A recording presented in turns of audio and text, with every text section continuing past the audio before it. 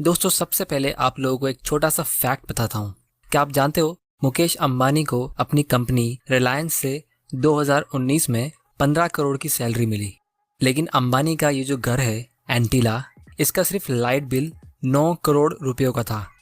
तो ऐसा कैसे हो सकता है कि वो इतनी कम सैलरी में इतनी लग्जरी वाली लाइफ जी रहा है? उसका आंसर सिंपल है दोस्तों। मुकेश अंबानी ने 2019 तक रिलायंस के 293 करोड़ शेयर्स होल्ड करके रखे थे और रिलायंस ने पिछले साल सिर्फ 6.5 रुपया पर शेयर का डिविडेंड डिक्लेयर किया था, लेकिन मुकेश अंबानी के लिए वो हुआ 19,000 करोड़। दोस्तों ये है अमीर लोगों का राज। दोस्तों पिछले कुछ सालों से मैंने बहुत सारी बुक्स रीड की है मनी और इन्वेस्टिंग से रिलेटेड, और बेसिकली मैं आपको ये बताना चाहता हूँ कि मिडिल क्लास लोगों की इनकम होती है सैलरी और अमीर लोगों की इनकम होती है डिविडेंड्स, जो हमेशा इन्फ्लेशन से ज़्यादा तेज़ ग्रो होती है। सैलरी के लिए आपको अपना टाइम बेचना पड़ता है, और जहाँ हम डिविडेंड्स की बात करें तो आपका पैसा आपके लिए काम करता है। क्योंकि रॉबर्ट कियोसाकी कहते हैं गरीब लोग पैसे के लिए काम करते हैं और अमीर लोगों के लिए उनका पैसा काम करता है, जिसका ये एक बहुत ही क्लासिकल और सिंपल एग्जाम्पल है। इसीलिए दोस्तों अमीर लोग और अमीर होते हैं और मिडिल क्लास लोग वहीं रह जाते हैं, क्योंकि ये एक मेंटल गेम है। लेकिन दोस्तों ये डिविडेंड्स होते क्या है? कंपनीज इन्हें देती क्यों है? क्या कोई इंसान जो मिडिल क्लास से हो वो डिविडेंड के बेसिस पे रिटायर हो सकता है? क्या ये डिविडेंड इनकम स्टेबल है? और इस डिविडेंड्स के फ़ायदे या नुकसान क्या है? क्योंकि दोस्तों जब हम स्टॉक मार्केट और इन्वेस्टिंग की बात करते हैं तो ये सब चीज़ें सुन के बहुत लोग डर जाते हैं और उनके दिमाग में एक मेंटल ब्लॉक आ जाता है कि ये बहुत डिफ़िकल्ट चीज़ है। इसीलिए इन सारे सवालों का जवाब आज मैं इस वीडियो में देने वाला हूँ, वो भी एकदम आसान शब्दों में। तो दोस्तों वीडियो को एंड तक ज़रूर देखना, क्योंकि आप अगर इसे स्किप कर दोगे तो हो सकता है आप वैसे ही सैलरी वाली लाइफ में फंस जाओगे। तो दोस्तों बिना वक्त बर्बाद किए हम इसे शुरू करते हैं। तो सबसे पहला सवाल आपके मन में आ रहा होगा कि ये डिविडेंड्स होते क्या है। इसका अगर मैं एक सिंपल और शॉर्ट सा आंसर दूं तो वो ये होता है कि दोस्तों जब आप किसी कंपनी का स्टॉक खरीदते हो तो आप उस कंपनी के 0.000 समथिंग मालिक बन जाते हो। मतलब उस कंपनी का छोटा सा टुकड़ा आपके नाम होता है, और जब उस कंपनी का स्टॉक आप होल्ड करके रखते हो तो आप प्रॉफिट्स के 0.000 समथिंग हकदार बन जाते हो। अगर उस कंपनी ने उस साल बहुत ही बढ़िया प्रॉफिट्स कमाया तो ये आपके लिए बहुत ही गुड न्यूज़ होगी, क्योंकि वो प्रॉफिट्स घूम फिर के आपके पास ही आने वाला है। कंपनी के बोर्ड, जिसमें बहुत सारे डायरेक्टर्स होते हैं, वो डिसाइड करेंगे कि उस प्रॉफिट्स को शेयर होल्डर्स को पे करना है या वो रिटेन करना है। तो दोस्तों ये कंपनी डिविडेंड्स पे करती क्यों है? अगर ये कंपनीज बड़ी और मैच्योर है जिसमें और ग्रोथ का स्कोप नहीं है तो डायरेक्टर्स यूजुअली डिविडेंड पे करते हैं। अब दोस्तों इंटरेस्टिंग बात यह है जो बहुत लोगों को नहीं पता है कि बहुत सारी स्टेबल कंपनीज जिनका बिजनेस मॉडल काफ़ी स्टेबल होता है और उनका प्रॉफिट भी कंटिन्यूसली ग्रो होता रहता है, ये कंपनीज ऑलरेडी आने वाले कुछ सालों के लिए कितना % डिविडेंड पे करने वाली है वो डिक्लेयर करके रखती है। जैसे इंडिया में बहुत सारी स्टेबल कंपनीज है जो ज़्यादा डिविडेंड्स पे करती है और उनका डिविडेंड्स काफ़ी स्टेबल है। तो फाइनली जब ये डिविडेंड्स कंपनी पे करती है तो वो डायरेक्टली आपके बैंक अकाउंट में क्रेडिट होता है, जैसे आपकी सैलरी डायरेक्ट बैंक अकाउंट में आती है। तो आई थिंक आपको यहाँ तक डिविडेंड की थोड़ी बहुत अंडरस्टैंडिंग हो गई होगी, और ये सबसे इंपॉर्टेंट चीज़ आपको समझ में आ गई होगी कि स्टॉक से हम दो तरीके से पैसे कमा सकते हैं। एक जब आप सस्ते में खरीदते हो और उसे महंगे में बेचते हो, और दूसरा जब आप स्टॉक को खरीद के होल्ड करके रखते हो। और दोस्तों सबसे आसान तरीका स्टॉक मार्केट से पैसे कमाने का यही है। और अगर आप रिकॉर्ड चेक करोगे पिछले 100 साल में दुनिया के जितने भी अमीर लोगों ने अपनी दौलत बनाई है वो स्टॉक्स को होल्ड कर कर ही कमाई है। जब हम स्टॉक मार्केट की बात सुनते तो हम हमेशा यही सुनते कि स्टॉक खरीदना कब है, बेचना कब है। लेकिन आप अगर वॉरेन बफे का रिकॉर्ड चेक करोगे तो उन्होंने अपनी लाइफ में कभी स्टॉक्स को बेचा ही नहीं है। उन्होंने वही कंपनी का स्टॉक्स बेचा है जो बिल्कुल खराब हो गई हो, वरना यूजुअली अच्छी कंपनीज के वो स्टॉक्स खरीद कर होल्ड करके रखते हो। जिसे आप यहाँ पे कोका कोला का एग्जाम्पल देख सकते हो। वॉरेन बफे को कोका कोला के CEO, जिसको पूरी कंपनी में सबसे ज़्यादा सैलरी मिलती है, उससे कई गुना ज़्यादा डिविडेंड्स मिला, क्योंकि उन्होंने बहुत पहले इसमें इन्वेस्ट किया था और वो इसमें इन्वेस्टेड रहे। तो दोस्तों आपके मन में सवाल आ रहा होगा कि क्या हम डिविडेंड की इनकम से रिटायर हो सकते हैं? क्या ये स्टेबल है? ठीक है, देख लेते हैं। दोस्तों जब हम रिटायरमेंट की बात करते तो हमें एक कड़वा सच जान लेना चाहिए कि हम 99% इंडियंस रिटायरमेंट के बारे में सोचते ही नहीं है। हमारे लिए रिटायरमेंट प्लान मतलब हमारे बच्चे, ताकि जब वो बड़े होंगे तो हमें सपोर्ट करेंगे।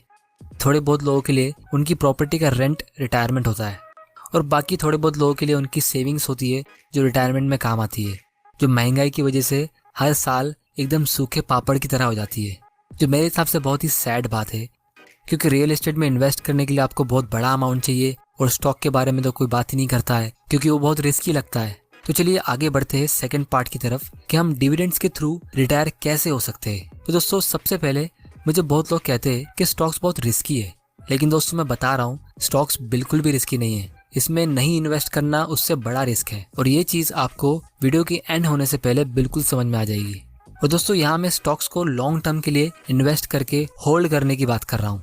मतलब आप ऐसे स्टॉक्स खरीदोगे जिसे आप सिर्फ खरीद कर बेचने की चिंता ही नहीं कर रहे हो।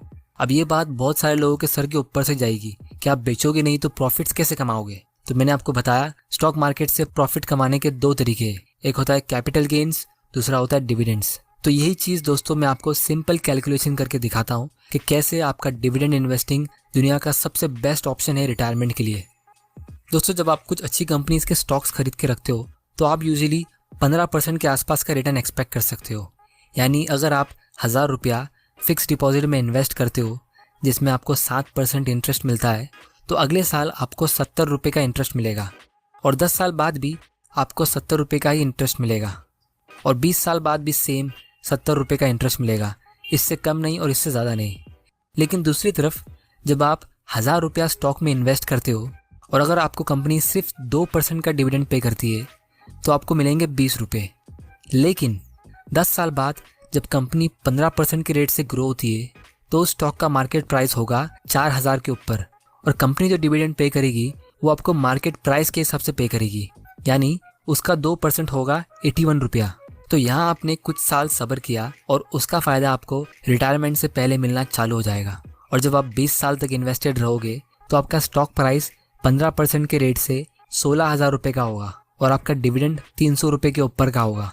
अब ज़रा कंपेयर कीजिए कहाँ 70 रुपये और कहाँ 300 रुपये। तो दोस्तों यहाँ पे राज की बात यह है कि आप जितना जल्दी इन्वेस्ट करोगे और जितना लॉन्ग टाइम के लिए इन्वेस्टेड रहोगे आपका फ़ायदा उतना बढ़ते रहेगा। और ये चीज़ वॉरेन बफे ने काफ़ी अच्छे से समझ ली थी, इसीलिए वॉरेन बफे हमेशा डिविडेंड पेइंग स्टॉक्स चुनते और लॉन्ग टर्म के लिए इन्वेस्टेड रहते। और दोस्तों इतना ही नहीं, आपका ओरिजिनल कैपिटल जो आपने 1000 रुपये का पे किया था वो भी ग्रो हो रहा है। जहाँ पे फिक्स डिपॉजिट में अगर आप इन्वेस्ट करोगे तो आपको 1000 रुपये मिलेगा और कुछ सालों बाद उस 1000 रुपये की इतनी वैल्यू होगी भी नहीं। लेकिन यहाँ पे आपका स्टॉक्स में इन्वेस्ट किया हुआ पैसा वो भी ग्रो होगा और उसके साथ आपका इनकम भी ग्रो होगा। तो दोस्तों अगर आप अभी यंग हो अपने 20s या 30s में तो आप ये स्ट्रेटेजी यूज़ करके आसानी से अपने 40th बर्थडे से पहले रिटायर हो सकते हो। और दोस्तों अगर आपको स्टॉक्स में पैसे डूबने का डर है तो यहाँ आप 10 से 15 कंपनीज का पोर्टफोलियो क्रिएट कर सकते हो। और अगर आपको ये भी नहीं समझ आ रहा तो आप डिविडेंड पेइंग इंडेक्स फंड में इन्वेस्ट कर सकते हो जिसमें आपको कंपनी की रिसर्च करने की ज़रूरत ही नहीं पड़ेगी। अब दोस्तों यहाँ पे मैं थोड़ी बहुत रिसर्च करके आपके लिए एक डेटा लेकर आया हूँ जो बिल्कुल आपके सामने है। ये पिछले 40 साल का इंडिया का डेटा है जिसमें आप देख सकते हो सेंसेक्स जो इंडिया का इंडेक्स है इसमें 30 बड़ी कंपनी का एवरेज ग्रोथ रेट ट्रैक होता है जिसने हमें ऑन एन एवरेज 15% का ग्रोथ प्रोवाइड किया है पिछले 40 साल में। और दोस्तों सबसे इम्पोर्टेंट बात यह है कि ये रिटर्न्स बिना डिविडेंड्स के है। तो अगर आप अपनी वर्किंग एज में डिविडेंड्स री इन्वेस्ट करते हो तो आप शॉक हो जाओगे ये जान के कि उस छोटे से अमाउंट को री इन्वेस्ट करने से कितना बड़ा फायदा होता है। दोस्तों ये सारा खेल कंपाउंडिंग का है जिसपे मैं एक डिटेल वीडियो बनाने वाला हूँ क्योंकि कंपाउंडिंग एक लॉन्ग टर्म गेम है जो हर किसी के बस की बात नहीं है क्योंकि इसमें टाइम लगता है, पेशेंस की ज़रूरत है। वॉरेन बफे हर साल अपने शेयर होल्डर्स को एक लेटर लिखते हैं जिसमें उन्होंने एक बहुत ही बढ़िया बात लिखी थी, वो ये the stock market is a device for transferring money from the impatient to the patient. यानी आप अगर सब्र करोगे तो आप गारंटीड है कि आप उससे पैसा कमाओगे ही कमाओगे। और ये चीज़ आप इस आदमी के रिकॉर्ड को देखकर पता लगा सकते हो।